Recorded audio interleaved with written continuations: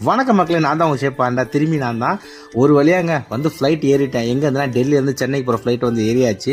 வந்து ஏறினோடனே snacks meal கொடுத்தாங்க. ரொமாலி ரொட்டி வித் சிக்கன் கறி, அந்த ஸ்நாக்ஸுக்கெல்லாம் கொடுத்தாங்க. சத்தியமாக டாப் மேட்சாக இருந்துச்சு. ஃபுட்டு டேஸ்ட்டும் அல்டிமேட்டாக இருந்துச்சுங்க.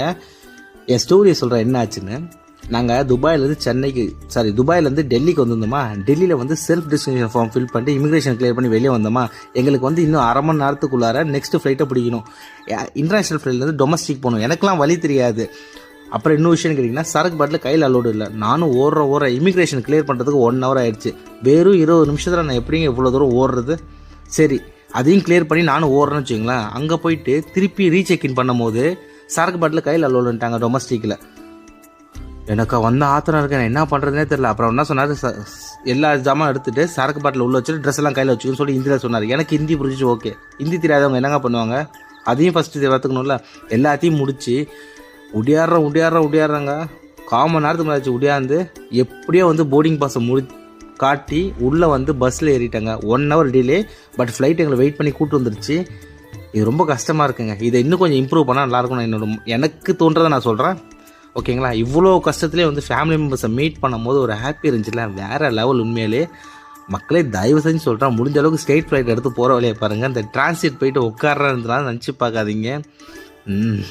அந்த அளவுக்கு கஷ்டப்பட்டு நான் ரொம்ப ஓடிட்டேன். சரி, இவ்வளோ பிரச்சனை பார்த்துட்டு பசி எடுத்துச்சு. எங்கள் வீட்டில் பசிக்குன்னு சொன்னேன். என்ன சாப்பிட்லான்னு கேட்டாங்க. எனக்கு பரோட்டா சிக்கன் கறி வேணும்னு சொல்லியிருந்தேன். போயிட்டு ஒரு அக்கா கல்லை பார்த்தா அது பரோட்டா, பட் சிக்கன் கறி இல்லை, வெஜிடேரியன் கறி மட்டும் தான் இருந்துச்சு. எதுவாக இருந்தால் பிரச்சனை அக்கா, 2 தோசை வருது, 2 பரோட்டா 1 தோசை கொடுங்கன்னு சொல்லி சாப்பிட்டேன். யாராவது என்ன வேணுமான்னு சாப்பிட்டாங்க. உண்மையிலே சாப்பாடு வேறு லெவலில் இருந்துச்சு. இதில் வந்து நான் ஃபஸ்ட்டு டைம் வரும்போது ஒரு ரோட்டு கடை சாப்பிட்டாங்க. டேஸ்ட் நல்லா இருந்துச்சு. பட் அந்த ரோட்டு கடை காணும், எங்கே இருக்குன்னு தெரியல. சரி, இதெல்லாம் சாப்பிட்டு முடிச்சுட்டு அதே சென்னையிலேருந்து நம்ம ஊருக்கு போகிற வழியில் ஒரு டீ கடை இருக்குங்க. ஊட்டி டீ காஃபி கடைன்னு ஒரு கடை இருக்குது. நான் முடிஞ்ச போர்டுக்கு நேமை கூட போடுறேன் பாருங்களேன். அந்த காஃபி உண்மையில அல்டிமேட்டாக இருந்துச்சுங்க. மறக்காமல் போகும்போது ட்ரை பண்ணுங்கள், ஓகேங்களா? அது மட்டும் இல்லாமல், ஏன்டா வெக்கேஷன் முடிஞ்சு இப்போ தான் ஊருக்கு போனால் திருப்பி என் வெக்கேஷன் வந்திருக்கா நிறைய பேர் கேட்பீங்க. எங்கள் வீட்டிலே கேட்டாங்க. அதுக்கான காரணத்தை போகிற அடுத்த வீடியோவில் கண்டிப்பாக சொல்கிறேன். மறக்காமல் லைக் பண்ணி ஷேர் பண்ணி சப்ஸ்கிரைப் பண்ணுங்கள். பாய். காஃபி உண்மையிலே அல்டிமேட்டாக இருந்துச்சு. போனீங்கன்னா ட்ரை பண்ணி பாருங்கள், ஓகேவா? பாய் மக்களே, பாய். தயவு செஞ்சு என்னோட சின்ன ரெக்வஸ்ட் என்னென்னு கேட்டிங்கன்னா, தயவு செஞ்சு டேரக்ட் ஃப்ளைட் எடுத்துகிட்டு போங்க, சரிங்களா? நம்ம ஊர் வந்துருச்சு. உள்ளே போயிட்டு ஜாலியாக என்ஜாய் பண்ணும். பாய்.